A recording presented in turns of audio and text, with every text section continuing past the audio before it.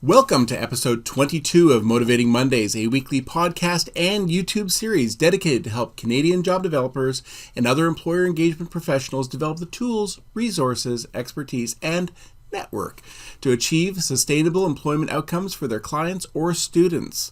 My name is Christian St. Cyr, National Director of the Canadian Job Development Network, and today we're taking a closer look at how employers are utilizing artificial intelligence in their selection process. It turns out to be one of the primary reasons employers are turning to AI is because they believe job seekers are using AI to mislead employers. It seems that trust is just another thing that can't be replaced by AI. The use of artificial intelligence is active in many parts of our lives, and where it gets a lot of attention is in searching for and evaluating job candidates. While this is becoming commonplace, many job seekers are uncomfortable with its use, and in many cases are passing judgment on employers that use it without question. A recent poll surveyed nearly 3,000 candidates globally and found that 25% trust employers less if AI is used to evaluate their information. Now, these findings come as 72% of HR professionals across the world admit that they are using AI in their work, and this is according to a recent poll by HireVue. The use of artificial intelligence is being applied to nearly all aspects of human resources. According to that HireVue poll, human resources leaders said that they most often use AI in things like resume screening, 35%, training, 35%, candidate communications, 34%, recruiting, 33%, candidate screening, 31%, and assessments, 31%. The job seekers survey conducted by Gartner HR Practice found that only 26% of them have trust that AI will fairly evaluate them in the recruitment process. So let's talk about this employer's lack of trust. One of the reasons employers are turning increasingly to AI is that concern over how frequently job seekers turn to AI in searching for employers. According to Gartner Practice, it's getting harder for employers to evaluate candidates' true abilities and in some cases their identities. This was said by Jamie Cohn, who was a senior research director with Gartner. Early research from Gartner predicted that by the year 2028, 1 in 4 candidates' profiles worldwide will be fake. Another poll by the organization found that 6% of job seekers have committed interview fraud where they either posed as someone else or had someone pose as them in an interview. Employers are increasingly concerned about candidate fraud, which creates cybersecurity risks that can be far more serious than making a bad hire, according to Cohn. What can HR leaders do? Well, Gartner suggests addressing the lack of trust between employers and job seekers requires that organizations set clear expectations and communicate hiring standards. According to Gartner, employers should explain to candidates how they define acceptable use of AI and emphasize their fraud detection efforts. This would include legal consequences if fraudulent behavior is detected. To avoid being duped by job seekers, employers are advised to implement anti-cheating safeguards, such as conducting in-person interviews. Wow, what a notion, an in-person interview. Fraud prevention must extend beyond the initial hiring phase, according to Gartner. Employers should focus on system-level validation rather than individual surveillance, tightening background checks, using risk-based data monitoring, embedding detection tools like identity verification and anomaly alerts in recruiting systems. All right, so that is Gartner, and that is the employer's perspective. Let's talk about understanding the job seeker's perspective. I was recently watching an interview with a job seeker who said, I just want a job. I don't want to be an expert at writing cover letters. Now, this is a common refrain job seekers use to justify using AI to write cover letters, prepare resumes, respond in interviews, and even to complete online competency tests. Now, to their credit, an employer may see the cover letter or the resume or the application as simply an information resource, and if AI can prepare it, all the better. Why not? Other employers don't have this opinion. They're going to say that these tools are just another way of demonstrating attention to detail, articulation, and self-marketing. If AI is writing it, how do we know anything about what the candidate really thinks or believes? Now, it's worth noting that people who are better communicators and people who are better with technology have increasingly done better in job search over the last 30 years. AI now has the ability to level the playing field for many candidates who are not good in these areas. If artificial intelligence is indeed just another tool, then it's important for job seekers to be able to use it to support their job search, but not purposely mislead an employer. Whenever I've coached job seekers, I've told them that anything they write in a cover letter or say in their interview should be something that they can back up, meaning that if there is more than one way of seeing something or more than one perspective, they should be prepared to share their reasoning in sharing what they have shared. The classic example is someone who was fired from their past job.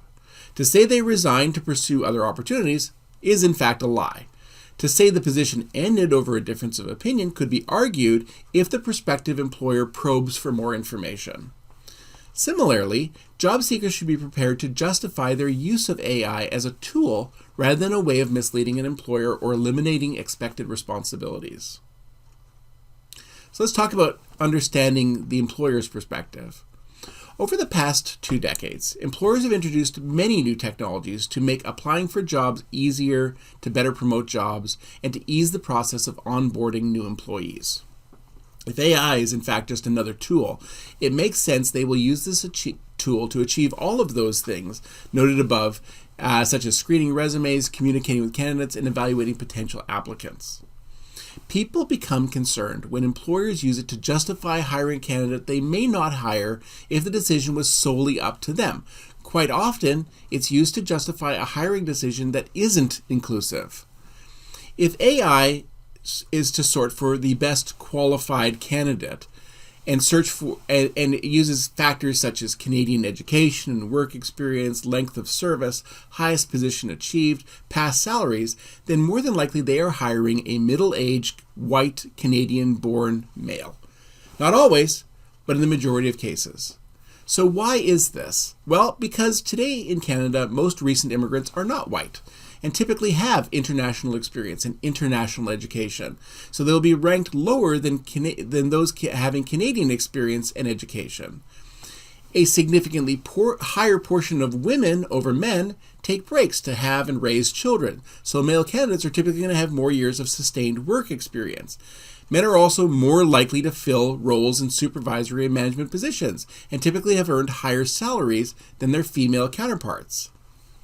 Now, I'm not saying that employers should hire someone who has less education or less experience, or who has had less career opportunities. Just that these traditional criteria are what put white middle-aged males at the top of the list. Employers will often argue they don't have any bias. In fact, they are relying on AI to eliminate bias. Instead of these traditional deal-breaker criteria, employer can evaluate criteria that make people qualified for the position, but not necessarily having the most of anything, such as education, experience, or advancement opportunities. Instead, employers can use AI to sort candidates who have a minimum education level, a minimum number of years of experience, or a minimum certification to do the job. This would essentially create a large pool of qualified candidates who are also capable of doing the job. This would avoid unnecessarily screening out candidates who might otherwise be great or even the best employees. In an ideal world, the employer may choose to narrow down this pool through short phone interviews, personality assessments, sorting for key workplace competencies, or reference checks. To use AI further, perhaps a series of in-person evaluations are recorded and evaluated by AI to be used to narrow down the suitable candidates. Of course, good old-fashioned interviewing is also a great way of narrowing down a candidate pool to qualified applicants.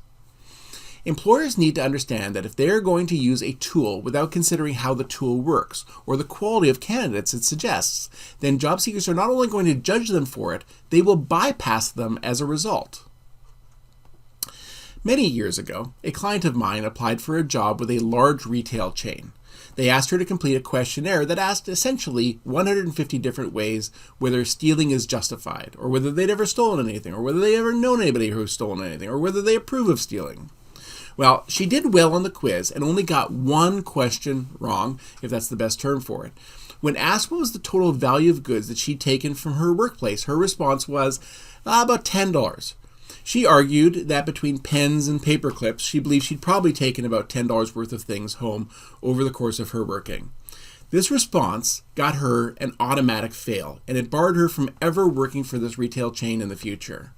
Even though the question provided space for an explanation, anyone putting in a value other than $0, and this answer resulted in an automatic fail. When I asked the manager of the store why this wasn't taken into consideration, she told me that her human resources department believes that if a person's willing to acknowledge any sort of financial impropriety, it indicates a much bigger trend. Now, rationally, we can look at this and say that someone who is willing to acknowledge some gray area is likely to be more honest than someone who resorts to lying to get a perfect questionnaire.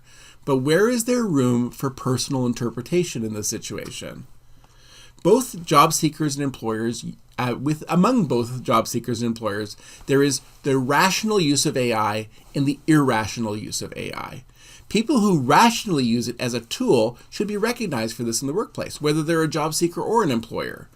People who irrationally use AI never question the data that is going in or coming out, and people who can see it as only a pathway to employment or the best candidate are actually demonstrating that they really don't get the value of artificial intelligence. The best candidate is rarely the best person on paper, and it's likely an employer won't even realize that they are or were the best candidate until they worked for them for some time and demonstrated what they can and can't do when they are no longer subject to evaluation and scrutiny.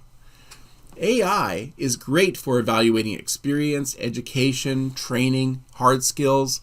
I'd even say it's valuable in evaluating soft skills. What hiring managers need to think about are the qualities that cannot easily be ranked or evaluated, such as trust, or integrity, or loyalty, or hard work, or enthusiasm, or character, honesty, or commitment. This is our place in job development, co-op education, or other types of employer engagement. We need employers to think more broadly about hiring, not less. We don't want them to resist new or emerging technologies, but we do want them to work in concert with them and help employers see candidates based on their ability to contribute to the team, to be a good fit for the organization, and as someone the employer will value more and more over time.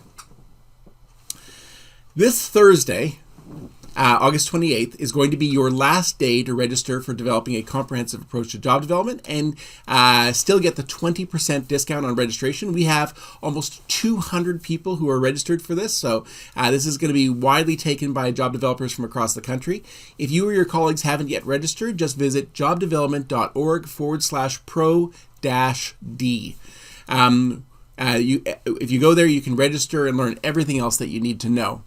We're also about a month away from the National Networking Day for Job Developers. It's taking place on September 19th.